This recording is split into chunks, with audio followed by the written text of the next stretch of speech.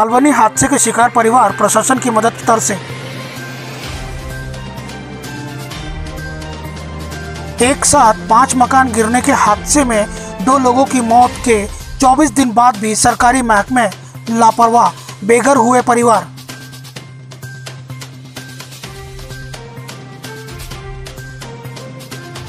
हादसे डंडे में खाना बना रही थी, 2:20 का टाइम था।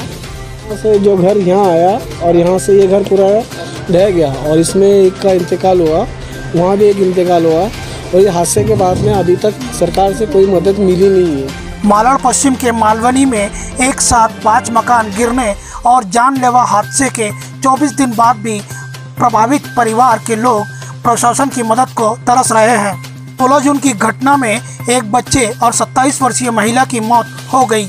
प्रशासनिक अधिकारियों और कर्मचारियों ने घंटों मशक्कत के बाद मलबे में से लोगों को बाहर निकाला, लेकिन पंचनामा के बाद उन परिवारों को अभी तक किसी भी तरह की मदद नहीं मिली है। जानकारी के मुताबिक हादसे में जान गंवाने वालों के परिवार वालों को 4 लाख और घायलों को 50,000 रुपये मुख्यमंत्री सहायता निधि से मदद दिए जाने की मुख्यमंत्री संघ क्षेत्र के विधायक एवं कांग्रेसी कैबिनेट मंत्री असलम शेख ने घोषणा की थी, लेकिन पिछले 24 दिन बाद भी प्रशासन हादसे को भूलकर अपने कामों में व्यस्त हो गया है, जबकि प्रभावित परिवार के लोग लगातार मनपा प्रशासन से मलबे को हटाने में मदद की गुहार लगा रहे हैं।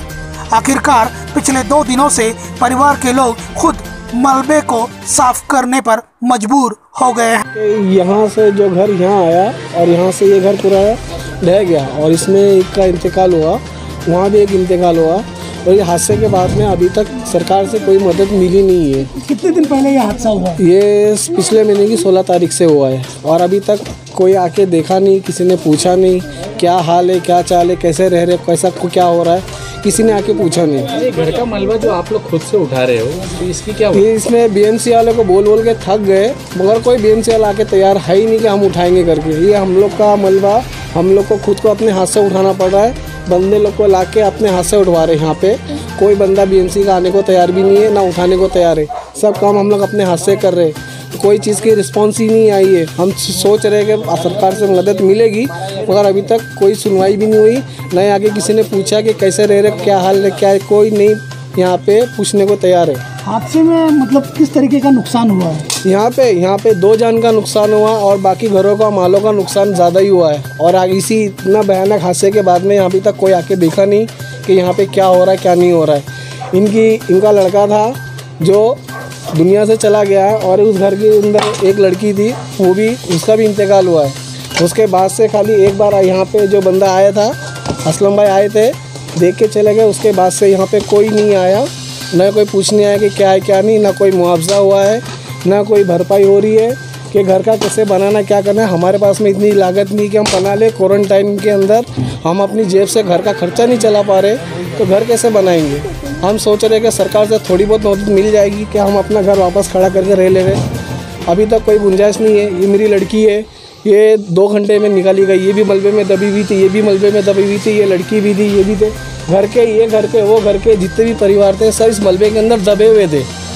शाम तक निकाले गए और उसके बाद से कोई यहाँ पे आके देखा नहीं कि क्या हो रहा है, क्या नहीं हो रहा है। सरकार, बीएमसी वाले आए, वो लोग आके लिखत पढ़ करके चले गए, मगर रिस्पॉन्स कुछ नहीं आया अभी तक कि कुछ होना चाहिए, क्या है क्या नहीं। मलबा तक नहीं निकाला गया है। 16 जून के हादसे में अयूब शेख का मकान नफीस के छत पर गिरा।